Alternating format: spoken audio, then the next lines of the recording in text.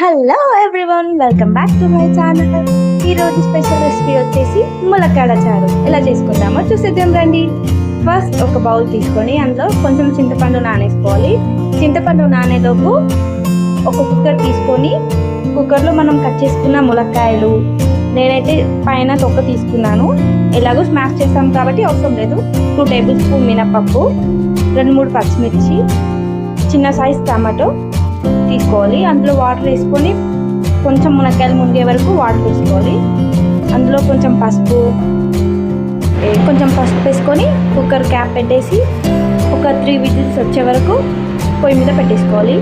Next పప్పు ఉడికేలోపు ఒక mixie jar తీసుకొని అందులో 1 టేబుల్ స్పూన్ ధనియాలు, 1 టేబుల్ స్పూన్ జీలకర్ర, 5-6 ఎండుమిర్చి, 5-6 వెల్లుల్లి తీసుకొని ఇలా మిక్స్ చేసుకోవాలి.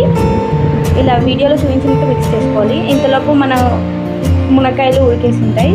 కుక్కర్ తీసి ఇలా స్మాష్ చేసుకోవాలి. వీడియోలో చూపించినట్టు మెత్తగా స్మాష్ చేసుకోవాలి. కొంచెం వాటర్ యాడ్ చేసి ఇలా స్మాష్ చేసుకొని చారుని సపరేట్ చేసేసుకోవాలి. ఇలా బాగా స్మాష్ చేశాక ములక్కాడ చారుని సపరేట్ గిన్నెలో సపరేట్ చేసి పెట్టుకోవాలి. ఒక తాలింపు కోసం ఒక గిన్నెలో 2 టేబుల్ స్పూన్ ఆయిల్ వేసి అందులోనే ఆవాలు, జీలకర్ర, 2-3 ఎండుమిర్చి, తర్వాత కరివేపాకు వేసుకొని కొంచెం వేగించాలి. కొంచెం వేగాక అందులోనే మనం గ్రైండ్ చేసి పెట్టుకున్నాం కదా, ఆ పౌడర్ యాడ్ చేయాలి.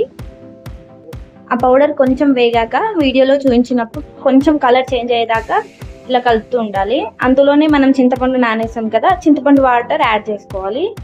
చింతపండు వాటర్ యాడ్ చేశాక అందులోనే మనం సపరేట్ చేసి పెట్టుకున్న మునక్కాయ వాటర్ పప్పుచారు ఉంది కదా, అది కూడా యాడ్ చేసుకోవాలి. ఇలా యాడ్ చేసుకొని ఒకసారి కలిపేసుకోవాలి. ఇలా బాగా కలిపాక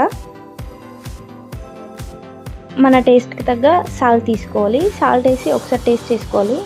అన్నీ కరెక్ట్గా ఉంటే ఒక 5 మినిట్స్ బాగా మరిగించామంటే వేడి వేడి చారు వేడి వేడి అన్నంలోకి రెడీ అయిపోతుంది. మీరు పక్కాగా ట్రై చేసి ఎలా ఉందో కామెంట్ చేయండి. Thank you.